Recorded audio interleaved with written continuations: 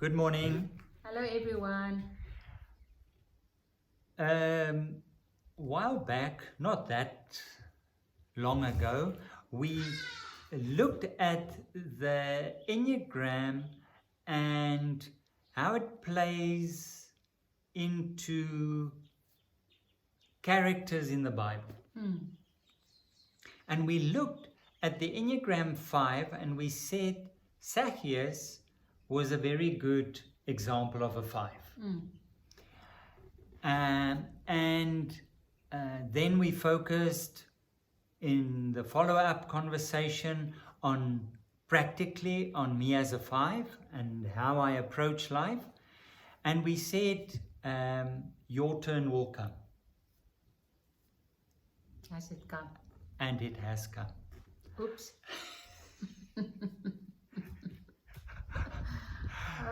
So I can do this. I can do this. So the Bible figure that is a very good example of a 1 is the Apostle Paul. And it is interesting that he played such a big role in spreading this gospel message. The majority of what is written in the New Testament is, in other words, written by a 1 on the Enneagram. I'm not surprised. I want to say, and we suffer for it. We have to do the right thing. So today we're going to look at Paul, focus a little bit on him, and a passage where he speaks of the life that he lived as an unredeemed one. And a 1 not integrated. So I'm going to read this passage. It's in Philippians chapter 3 from verse 1. I'm reading from the Message, and I'm going to read it, and then you can see whether it rings true. Okay. For Paul or for me? Two peas in a pod. So he has written some material before this chapter, and then he says in verse 1 of chapter 3. And that's about it, friends. Be glad in God. I don't mind repeating what I have written in earlier letters, and I hope you don't mind hearing it again. Better safe than sorry. So here goes. Steer clear of the barking dogs, those religious busybodies, all bark and no bite. All they're interested in is appearances. Knife-happy circumcisers, I call them. The real believers are the ones the Spirit of God leads to work away at this ministry, filling the air with Christ's praise as we do it. We couldn't carry this off by our own efforts, and we know it, even though we can list what many might think are impressive credentials. You know my pedigree. A legitimate birth, circumcised on the 8th day, an Israelite from the elite tribe of Benjamin, a strict and devout adherent to God's law, a fiery defender of the purity of my religion, even to the point of persecuting Christians, a meticulous observer of everything set down in God's law book. The very credentials these people are waving around as something special, I'm tearing up and throwing out with the trash, along with everything else I used to take credit for. And why? Because of Christ.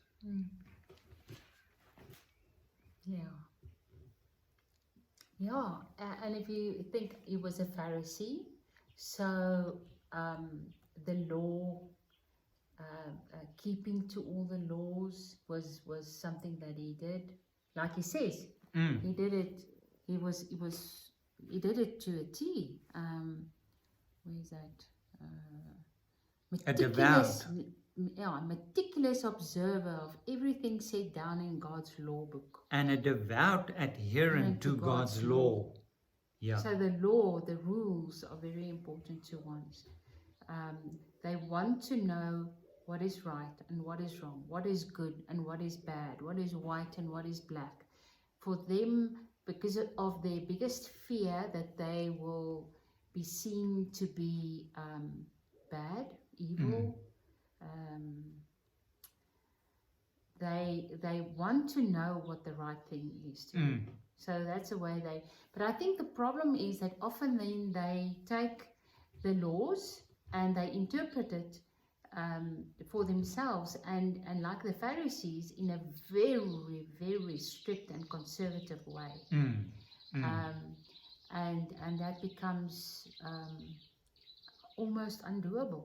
And I think that's often the problem with ones, is that they are so set on doing the right thing that they sort of forget to live. They can be so serious and goody two shoes and critical, because they have this perfect picture in their minds of everything, of every task that they're doing, of every setting, of everything has this ideal picture of completeness, and of purity. It also says that the something pure, clean, white,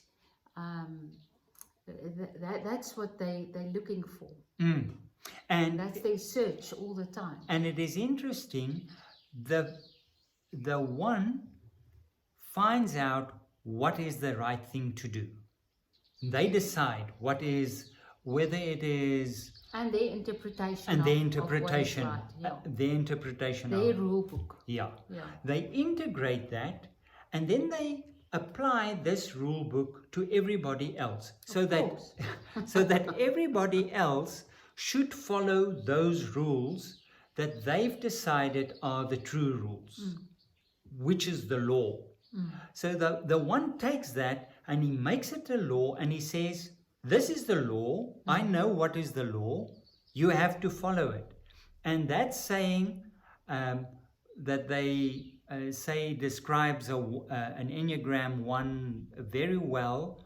I may have many faults, but being wrong isn't one of them. This law and the way I interpret it is the only one. It's the only way. Yes, and I think that was for me such a revelation when I started working with the Enneagram. I was honestly, truly so surprised to find out that people were thinking differently to the way I was. I mean, obviously you would think the way I think. How can you think any other way? So it's also not, I think, that so much that they want to force their rules. They honestly believe that's the only way to look at something. Yes. So it really is a very difficult way of living. It's interesting. The one, what they say is, ones are almost naturally born Pharisees. Yeah. In terms of following the law, in that sense. And ones can be very anal, nitpicking. It should be done this way, don't deviate, and so on. And it is difficult to live like that. Yeah, and I think for many people, ones enjoy doing the right thing. It's not a punishment. They want to do the right thing. It makes them happy. If only they know what it is. So, and I think if we look at Paul's life, I mean, everything that he says there that makes him so much a one, and in his ego, unhealthy state, is things that he completely let go of. Mm. He had like a 180-degree turnaround because of the Damascus experience, and because of meeting the True perfection. true perfection. Mm. Nothing could stay the same. Everything, it was the perfect thing for Paul. It was a perfect thing for a one to meet that which he is searching for so desperately. Mm. Mm. And that just puts everything else that he's been doing into this clear perspective that that's not it. Yes. That's not it. And he can just throw it out with the trash. Phew. Everything. Where he says, the very credentials these people are waving around as something special, I'm tearing up and throwing out with the trash, along with everything else. Yeah, carry on. I think it's still doing its thing. It said low battery. Along with everything else I used to take credit for. Yeah. So in a sense, yeah, that was like but something to wish for. Yeah, but it's almost like an existential crisis for a one. If everything that they've invested in is trash.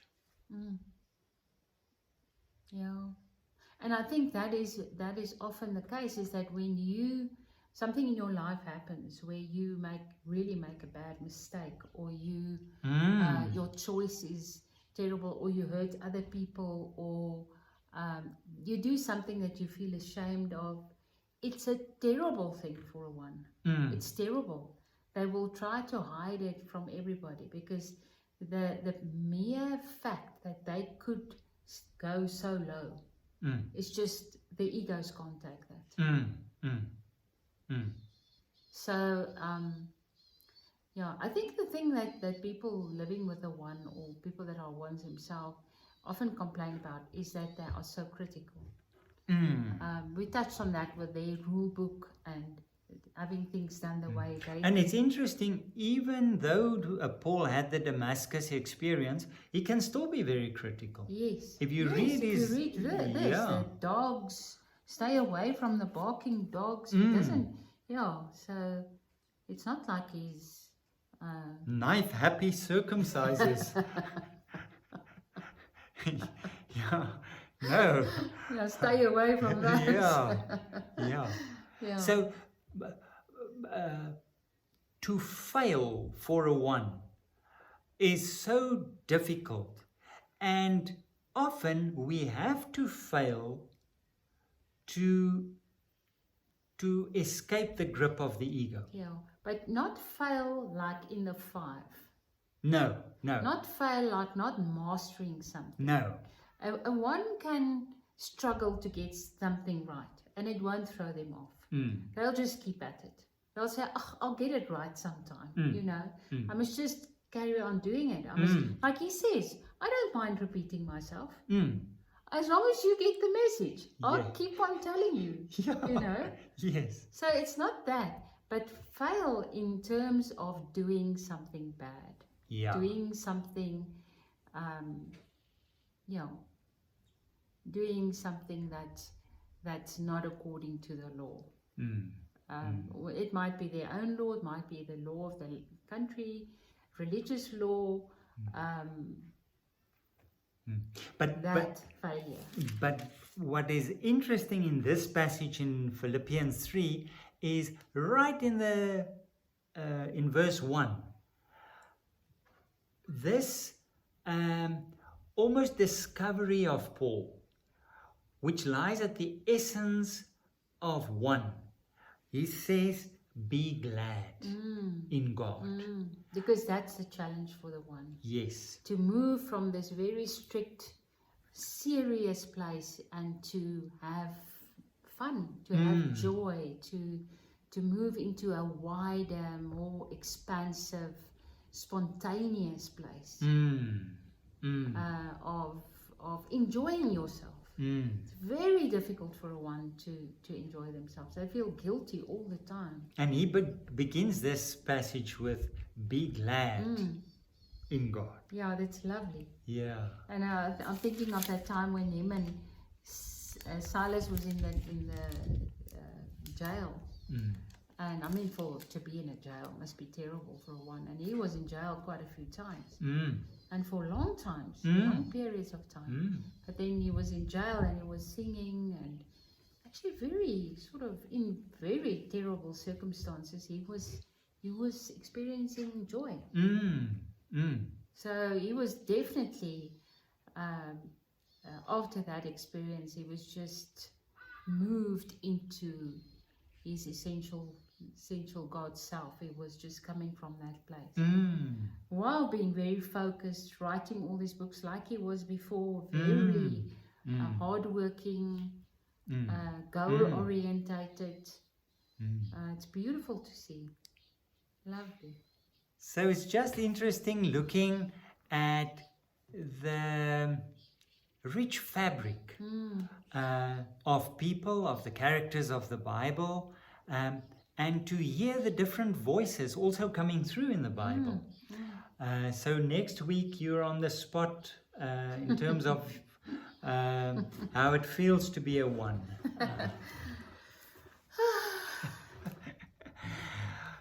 Keep well, everyone. See you next week.